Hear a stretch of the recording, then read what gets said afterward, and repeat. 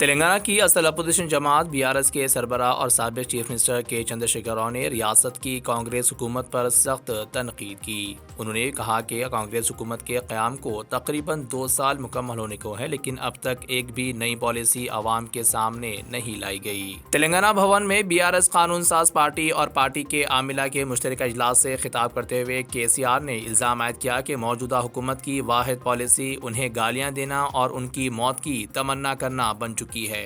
उन्होंने हाल ही में ग्राम पंचायत इंतखाबात में बीआरएस की शानदार कामयाबी पर पार्टी कारकुनों को मुबारकबाद दी और कहा कि उन नताइज ने कांग्रेस हुकूमत के खिलाफ अवामी नाराजगी को साफ जाहिर कर दिया है। उनका कहना था कि अवाम ने घुमंडी कांग्रेस को सबक सिखा दिया है। केसीआर ने कहा कि बीआरएस के दौरे हुकूमत में कभी भी ऐसा पुरतशद्दुद या जाबिराना माहौल नहीं रहा, जबकि मौजूदा कांग्रेस हुकूमत अपोजिशन के साथ बदतमीजी और इंतकामी कार्रवाइयों के नए तरीके अपना रही है। उन्होंने अफसोस का इजहार करते हुए कहा कि कांग्रेस हुकूमत ने नई स्कीमें शुरू करने के बजाय पुरानी फलाही स्कीमों को भी रोक दिया है और हुकूमत की सारी तवज्जो सिर्फ रियल एस्टेट पर मरकूज होकर रह गई है, जिसके नतीजे में रियासत में जायदादों की कीमतें गिर गई हैं। किसानों के मसाइल पर बात करते हुए केसीआर ने कहा कि बीआरएस के दौर में यूरिया खाद बराह रास्त किसानों के घरों तक पहुंचाई जाती थी, लेकिन आज किसानों को एक थैला खाद हासिल करने के लिए पूरे खानदान के साथ कतारों में खड़ा होना पड़ रहा है। उन्होंने कहा कि ये सूरत हाल कांग्रेस हुकूमत की नाकामी को जाहिर करती है और अवाम अब हकीकत को समझ चुके हैं। तेलंगाना की सियासत में ये बयान एक बार फिर गर्मा गर्मी का सबब बन गया है। సహజం రాజకీయాల్లో గెలుపులు ఉంటాయి, ఓటములు ఉంటాయి, ప్రభుత్వాల మార్పిళ్ళు ఉంటాయి, జరుగుతాయి.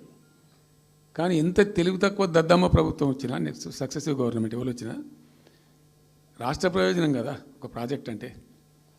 ప్రజలకు నీళ్ళు వచ్చేది కదా, ప్రజలు బ్రతికేది కదా, దాన్ని కొనసాగిస్తారు. ఇప్పుడు ఒక్క తట్టెడు మట్టి కూడా తీయలేదండి. మా గవర్నమెంట్ పోయిన తర్వాత పాలమూరు ఎత్తిపోతల పథకంలో ఒక తట్టెడు మట్టి కనీసం నేను తీయలే.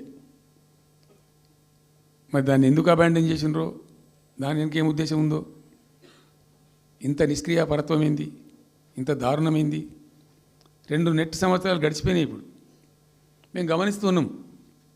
మధ్యలో ఏమైంది, కేంద్ర ప్రభుత్వం, ఏ కేంద్ర ప్రభుత్వంతో తమాషా బీజేపీ మొదటి నుంచి మాకు తెలంగాణకు శని అయింది. అది కేంద్ర ప్రభుత్వం ప్రతిదాన్ని వ్యతిరేకించడమే. ప్రతిదాని చంద్రబాబు ఎన్డీఏలో చేరడం, ఆయన మాటలు పట్టుకొని వ్యతిరేకించడం, అడ్డంగా ఇష్టం వచ్చిన పద్ధతిలో. మేము బాగా కొట్టాను. మేము ఉన్న రోజులు అనేకమైనటువంటి పోరాటాలు చేసినాం. చేసి దాన్ని ఎప్పటికప్పుడు సాధించుకున్నాం. అనుమతులు కానీ ఇంకోటి కానీ మొత్తం 9-10 అవసరం పడతాయి. అందులో 6 అనుమతులు ఆల్రెడీ వచ్చేసినాయి. Main environmental impact, environment assessment కమిటీది అదే మెయిన్ అసలు ప్రాజెక్టుకు లైఫ్ లైన్. దాని మొత్తం అనుమతులు వచ్చేసినాయి. దాని తర్వాత మిగిలిన అనుమతులన్నీ లాంఛనమే, ఇక ఇచ్చేయాల్సిందే. అది ఇచ్చిందంటే అటువంటి అతి ముఖ్యమైనటువంటి అనుమతి కూడా తెచ్చినాం. అన్నీ తెచ్చినాం. అన్నీ వచ్చిన తర్వాత కేంద్ర ప్రభుత్వం మొన్న చంద్రబాబు నాయుడు ఎంపీలు అవసరం ఉంది కదా అక్కడ వాళ్ళకు. ఇప్పుడు ఇద్దరు ఎంపీలు అవసరం కదా, నితీష్ కుమార్, చంద్రబాబు నాయుడు. దానికోసం బీజేపీ ఎంతకైనా దిగజారుతుంది. అక్కడ ప్రభుత్వం నిలబెట్టుకోవాలి కాబట్టి ఎంతకైనా దిగజారి ఆయన మాట పట్టుకొని డిపిఆర్ను వాపసు పంపించారండి. మేము ఉన్న రోజులు రాలే డిపిఆర్ వాపసు. అనుమతులు తెచ్చిన ఉల్టా మేము. ఇంకా డిపిఆర్ వాపసు వస్తే భూమి ఆకాశం ఒకటి చేయాలా రాష్ట్ర ప్రభుత్వం. ఎంత లొల్లి చేయాలా, ఎంత హడావుడి చేయాలా.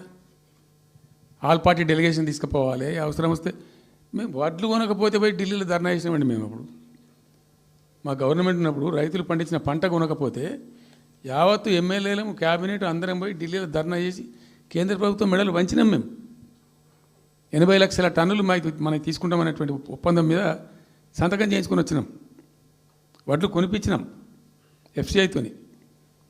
మామూలు వడ్లు కొనకపోతేనే మేము అంత అడావుడి చేసిపోయినాము. కానీ ఒక ఇంత పెద్ద ప్రధానమైన 3 జిల్లాలకు సంబంధించిన ప్రాజెక్టు డిపిఆర్ వాపసు పంపిస్తే వీళ్ళు కుయ్యలేదు, కుట్టుకోలేదు, వాళ్ళకి చెప్పని కూడా చెప్పలేదు. తెలియదు ఎవరికి బయట. జస్ట్ దేవర్ మమ్. ఇంకా బాధాకరమైన అంశం ఏంటంటే, मज़ीद खबरों के लिए हमारे चैनल मुंसिफ न्यूज़ 24/7 को देखते रहिए। अगर वीडियो अच्छी लगी तो लाइक करें, शेयर करें और चैनल को सब्सक्राइब करें।